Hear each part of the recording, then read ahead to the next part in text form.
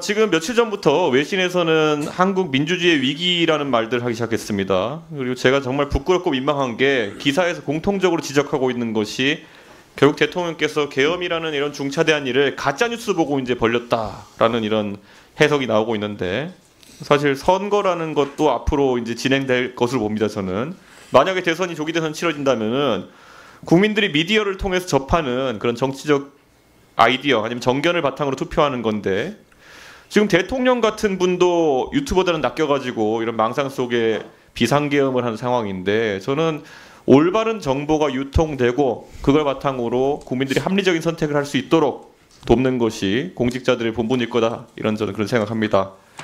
우리가 독수독과 얘기 많이 하지만은 이런 독과 같은 정보가 퍼져 있는 상황 속에서 가짜 뉴스가 횡행하는 상황 속에서 어떻게 국민들께서 미디어에 의존해가지고 올바른 판단하시겠습니까? 그래서 오늘 다른 것들은 뭐 동료님들이 많이 물어보셨으니까요. 이 자리에 계신 고위공직자분들에게 조금만 물어보겠습니다.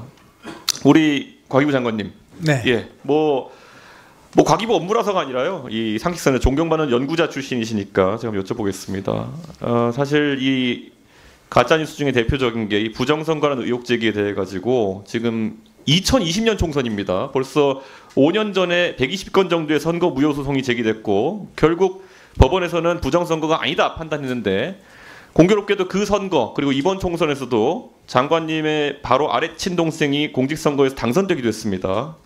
대한민국의 공직선거에 부정이 개입했다는 과학적이고 구체적인 근거를 혹시 들어보신 적 있으십니까? 네, 일부에서는 또 그런 주장을 하는 것도 들어본 적이 있습니다. 근데 뭐 주장이야 다 할 수 있다고 좀 봅니다. 그런데 아무래도 그런 주장을 읽어보셨을 때 통계적으로나 과학적으로나 아니면 절차적으로 근거가 있다는 판단이 드시는 주장이 있었습니까? 뭐 어떤 통계 학자는 아주 유명한 분인데 또 그런 주장을 하신 것을 제가 한번 들어본 적은 있습니다. 예, 저는 이런 주장에 대해 가지고 정말 공직자들부터 대한민국 선거 시스템, 국가 운영되는 시스템에 대해서 신뢰를 보여주지 않으시면은 국민들의 불안이 더 커질 것이다 이렇게 봅니다. 우리가 통계를 보고 의심할 수도 있지만은 공직자라면은 공직자들이 어떻게 일을 처리하는지 그런 방식들을 알고 있다면은 불가능한 일이다라는 것을 오히려 국민들에게 정치적 유불리와 관계없이 힘을 주어 얘기할 때 이런 의혹이 근절된다 이렇게 생각합니다. 그럼 장관님 말고요. 그럼 우리 차관님들 한번 여쭤보겠습니다. 예, 다들 여러 정권을 거쳐가지고 정권과 관계없이 이 자리까지 올려오셨을 때고 고위공무원으로서 이창윤 차관님 혹시 부정선거가 있었다는 것에 대한 근거를 들어보신 적 있습니까? 개인적으로 근거에 대한 말씀은 들어본 적은 없습니다. 그리고 예. 저는 개인적으로는 공무원을 비롯한 전체 우리나라의 시민 의식이 투명해졌다라는 부분에 있어서는 사실 확실하게 생각을 하고 있습니다. 예, 혹시 강도현 차관님 생각 어떠십니까? 동일합니다. 예. 유광준 본부장님은요? 예, 저도 마찬가지입니다. 우리 조성훈 차장님. 역시 뭐 감사원에도 계셨으니까요. 이런 걸 봤을 때 감사나 이런 거 하면은 근거에 맞는 제보가 들어오고 하면 감사원이 다 살펴보죠. 네, 그렇습니다. 근데 지금 이렇게 법원에서도 이렇게 판단하고 감사도 여러 번 신청된 걸 알고 있는데 아직까지 국가기관에서 공직선거에 부정이 개입됐다는 결론을 내린 바가 없습니다. 그럼 국민들이 믿어도 되는 겁니까 이런 결론을? 뭐 정부 기관에서 그렇게 판단을 했다 그러면은 뭐 국민들께서도 신뢰를 해야 되겠습니까?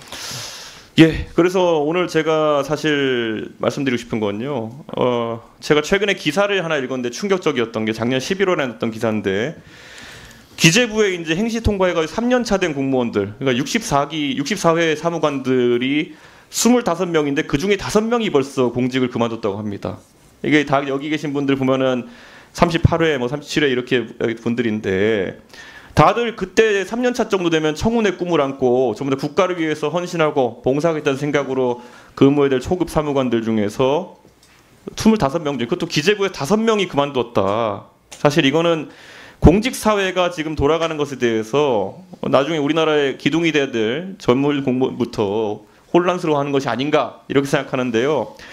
저도 젊은 그런 사무관이나 이런 공무원들과 얘기해 보면요 그런 말 하더라고요. 의원님 요즘 국회 가서 활동해 보셔 아시겠지만은 선배 공무원들이 가셔가지고 뭐 하실 말씀 다 못 하시고 정치인한테 혼나고 대통령한테는 또 할 말 했다가 또 역으로 공격당하고 이런 걸 보면서 저희가 청문회 꿈이라는 것을 계속 가져가야겠습니까라고 저한테 오히려 반문하더라고요. 물론 저희 정치인도 반성해야 할 부분이 있다면 하겠지만은 저는 그 지금 초급 사무관이나 이런 분들에게는 아마 지금 다 차관급에 올라오신 분들 이 대선배일 거고 어쩌면은 저분들처럼 돼야겠다는 생각으로 지금까지 열심히 근무했을 텐데요. 요즘은 좀 다른 생각들을 하고 있는 것 같습니다. 그래서 이런 국가적 의혹이나 이런 거에 대처하는 데 있어서도요. 조금은 강단 있는 모습을 보여주시길 그렇게 좀 부탁드리겠습니다. 예, 이거는 제가 진짜 부탁드리는 겁니다. 왜냐하면 지금 이 대한민국 혼란이라고 하는 건요. 각자의 위치에서 각자 역할을 해야 되는 것인데요. 저도 역할하겠지만은 고위 공무원으로서 역할을 해주셔야 된다고 생각합니다. 그리고 조성호 차장님, 이거 아까도 질문이 나왔지만은 김태규 직무대행 거취에 대해 가지고 사실 국민들이 혼란스러울 것 같습니다. 뭐 사퇴 표명하시고 수리 안 되고 이런 건 알겠는데요. 지금 통상적인 보고나 이런 건 정상적으로 이루어지고 있습니까? 네, 그렇습니다. 그리고 지금 이제 그 의료적인 상황이 일시적인 거라고 저희가 이해하면 되겠습니까? 예, 그렇습니다. 그런데 헌재에서 이제 선입선출 원칙을 적용하는 게 아니라 탄핵 심판 먼저 하겠다고 이제 하면서 대통령 탄핵 먼저 하겠다고 하면서 이진숙 방통위원장은 사실상 복귀 불가능해졌다 이렇게 보는 게 맞습니까?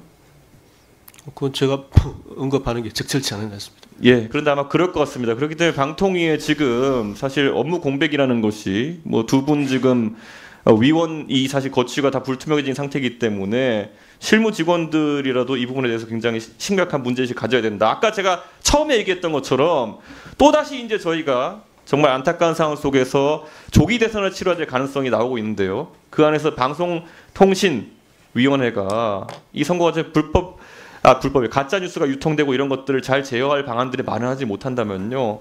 아까 말씀드린 독수 효과입니다. 국민들이 올바른 정보를 통해서 판단할 수 없는 상황이 생기게 될 거고요. 저는 그런 의미에서 방통위가 관리 감독을 해야 되는 또 방심위와 더불어 가지고 같이 이 문제에 대해서 안정감을 줄 수 있는 실무적인 대책들을 진행해야 된다. 저는 그렇게 생각했습니다. 예. 그리고 방심위는 뭐 제가 또 한 번 말씀드리지만은 윤석열 대통령에 대한 윤석열 대통령이 내놓은 무수한 가짜 뉴스에 대해 가지고 빨리 신속 심의해 주십시오.